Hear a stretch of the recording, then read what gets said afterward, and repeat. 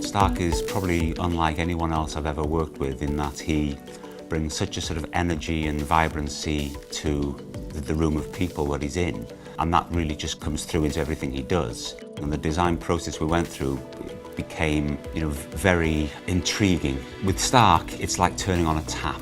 He is so full of creative ideas. The biggest problem that you have is restricting that flow and focusing that flow. We were presented with design ideas. It was just complete overload. He showed more than 300, maybe even 400 concepts.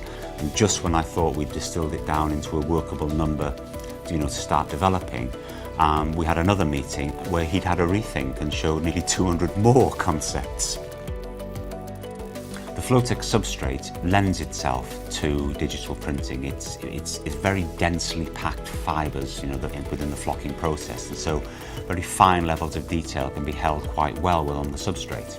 For Stark, he was able to look at that as an artist's canvas or a piece of paper, because the lines and the marks we were able to print replicated the original artwork, very, very well. Eventually, we decided on these 3 systems, and each of the systems would have a number of designs which would work together. And it was a set of building blocks that, for us as a floor covering manufacturer, we hadn't really seen before.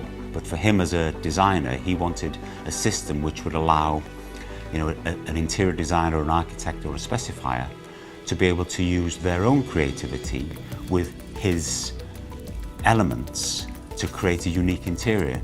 And that was a real revelation in the project. It's mad, and yet it's exciting.